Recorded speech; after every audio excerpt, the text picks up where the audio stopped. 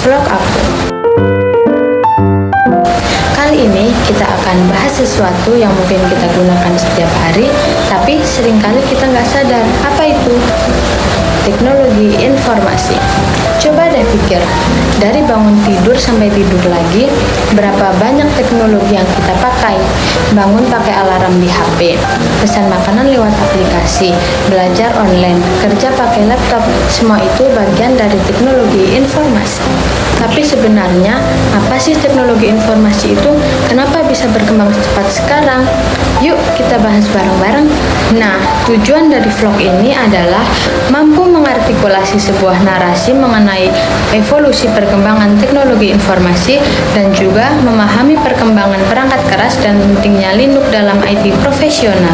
Secara sederhana, teknologi informasi atau yang sering disingkat TI adalah gabungan antara teknologi komputer dan komunikasi yang digunakan untuk mengelola informasi.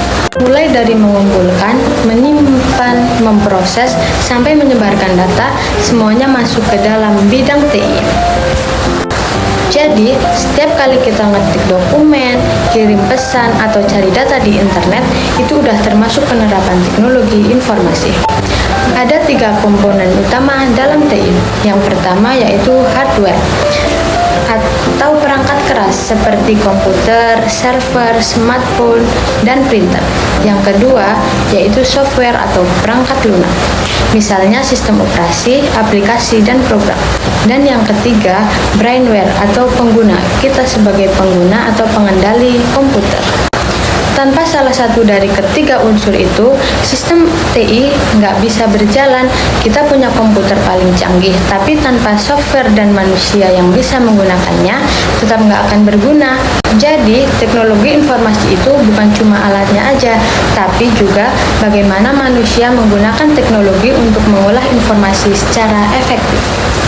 Nah, sekarang kita masuk ke bagian seru, yaitu perkembangan teknologi informasi dari masa ke masa. Perjalanan TI itu panjang banget, dan setiap eranya punya cerita sendiri.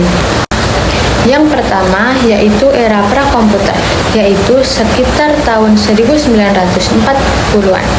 Di masa ini, manusia masih menggunakan alat bantu hitung sederhana seperti abakus dan sempoa. Belum ada komputer, tapi prinsip pengolahan data sudah mulai dikenal. Yang kedua, era komputer mekanis dan elektronik, yaitu sekitar tahun 1940 sampai 1950-an. Disinilah lahir komputer pertama bernama ENIAC dan UNIVAC. Ukurannya sebesar satu ruangan, tapi kemampuannya jauh lebih kecil dibanding HP sekarang. Yang ketiga yaitu era komputer generasi 1 sampai 4, yaitu sekitar tahun 1950 sampai 1980-an. Komputer terus berkembang seperti generasi 1 masih memakai tabung vakum, generasi 2 memakai transistor, generasi ketiga memakai integrated circuit atau IC, generasi 4 sudah memakai mikroprosesor dan bentuknya jauh lebih kecil serta cepat.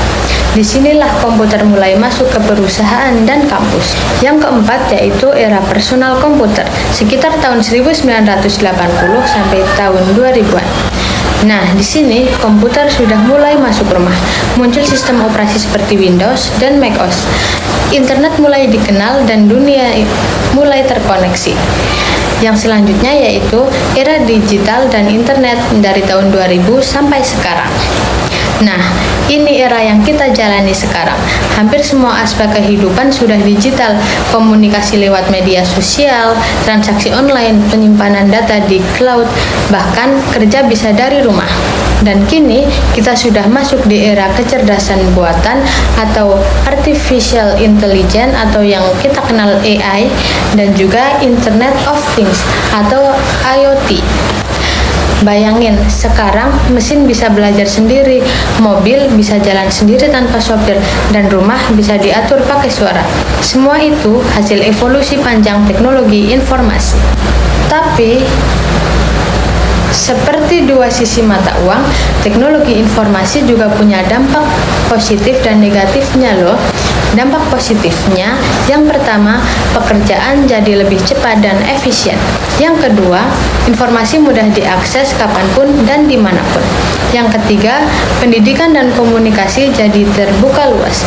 Jadi kita bisa bebas deh mencari apapun. Tapi di sisi lain ada dampak negatifnya.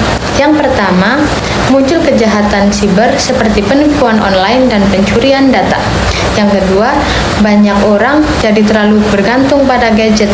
Yang ketiga, privasi makin berkurang karena semua hal bisa dilacak lewat data digital. Jadi, penting banget buat kita jadi pengguna yang cerdas dan bijak digital. Gunakan teknologi untuk produktivitas dan kebaikan, bukan sebaliknya. Ingat, teknologi itu alat bantu, bukan pengganti manusia. Nah, dari pembahasan tadi, kita bisa simpulkan beberapa hal penting. Teknologi informasi adalah sistem yang melibatkan perangkat keras, perangkat lunak, dan manusia untuk mengolah data menjadi informasi yang bermanfaat. TI telah berkembang pesat, dari simpul sederhana hingga kecerdasan buatan dan komputasi awan. TI mengubah cara hidup manusia, mulai dari cara bekerja, belajar, berkomunikasi, hingga berbelanja, kini banyak dilakukan secara digital. Integrasi dan otomatisasi juga meningkat. Banyak pekerjaan kini dapat dilakukan secara otomatis berkat software, robot, dan sistem berbasis data. Kemajuan teknologi membawa banyak manfaat, tapi juga menuntut kita untuk bijak dan bertanggung jawab dalam menggunakannya. Jadi mulai sekarang, yuk kita nggak cuma jadi pengguna teknologi, tapi juga paham bagaimana cara kerjanya. Siapa tahu, suatu hari nanti kamu jadi orang yang menciptakan teknologi baru. Terima kasih sudah menonton sampai akhir. Kalau kamu suka pembahasan ini, jangan lupa untuk like, komen, dan subscribe. Sampai jumpa di vlog selanjutnya.